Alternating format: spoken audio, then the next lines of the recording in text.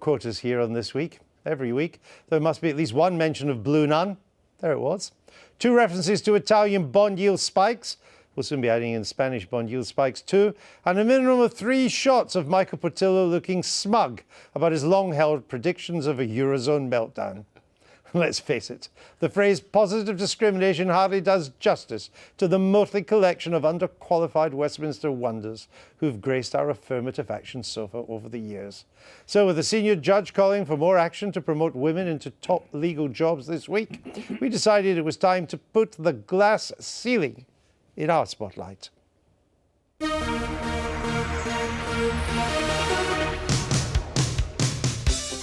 Few women have risen to the top quite like the grocer's daughter from Lincolnshire, who ruled a man's world with a ladylike fist of iron.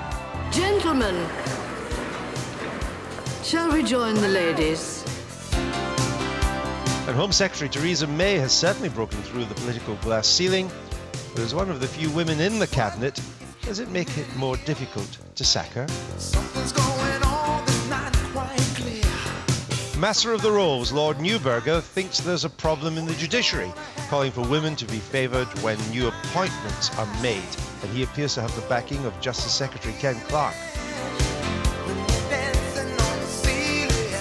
While the Prime Minister has criticised the business community for not doing more to promote women to the top jobs. I want to see more women in Britain's boardrooms, which I think would have a thoroughly good influence. So if the glass ceiling still exists, what's the best way of making some cracks? Perhaps Dragon Lady Hilary Devey has the answer and wants to make us an offer. It's not an investable product for me. I'm sorry. I'm out.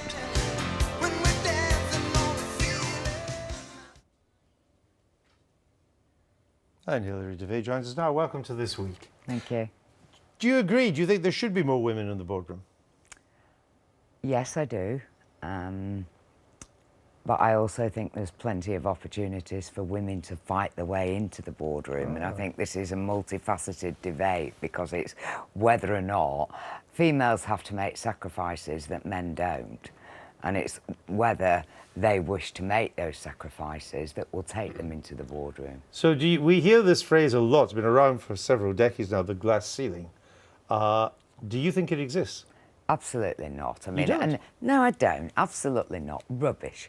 I mean, you know, a tell why. manicured fist will go quite as easily through a glass ceiling as a builder's fist or as a HGV driver's fist. Rubbish. Absolutely rubbish. Do you think there's a difference? If you take boardrooms are one thing, I can understand. They mainly operate in private, behind closed doors. They have a commercial purpose.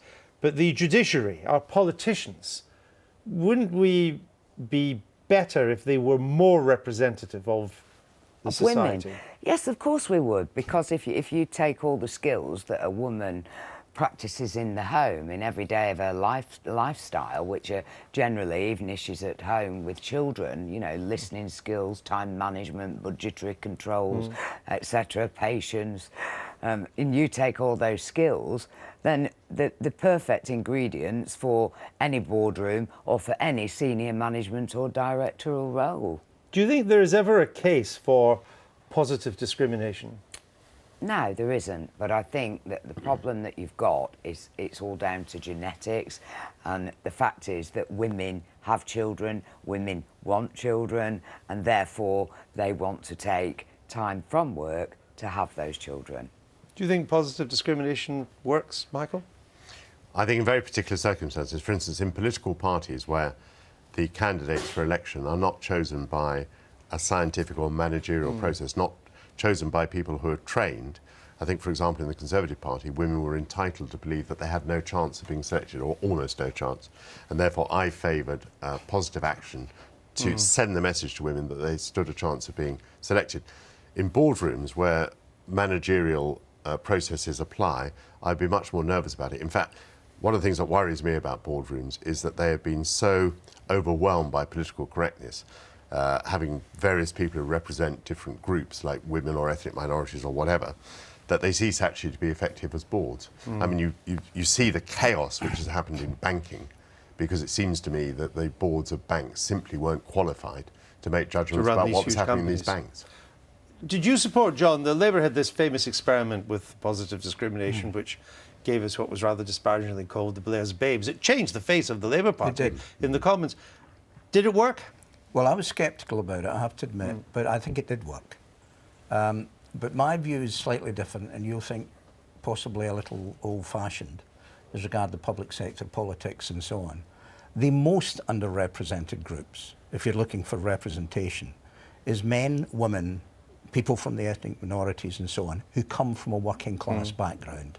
And, you know, it's no longer fashionable to speak about that. We just need to look at the cabinet. It's not a criticism of any individual. Some of us made a documentary about it. Well, if you want to have, you know, if you're going to have some form of public discrimination in order to get a more representative group of people, you cannot do it without looking at people who come from backgrounds that are less well off than others. That's my only view on this. That's men, women, and no, I get the point. Hilary, in a sense, you're the product of a positive discrimination. You were almost certainly chosen for Dragon's Den because you're female. Don't know. No? Possibly. Well, I don't know. They have to have a woman. They have to have a woman, right. And you're now it. And I'm now it.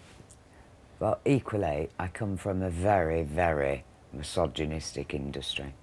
And I have been the one champion women for skills for logistics, trying to bring women into the boardroom, women into the industry, because there's no reason a female can't do the job equally as good as a male, down to every facet of that job. We saw that clip. Yeah, I've not succeeded. We saw that clip of the Iron Lady. It doesn't look, when you look at both the major parties, the two big parties at the moment, Lib Dems have got very few women too, so let's include them, 3. There's another party, female party leader waiting in the wings. One would hope so. But it doesn't look like it, does it? Who knows what tomorrow brings? No, that's true. Mrs. Thatcher herself said there would never be a woman in her lifetime. And it certainly didn't look as if there would be, let's say, in 1974 when she was education secretary. So it's hard to tell. It's hard to tell. All right.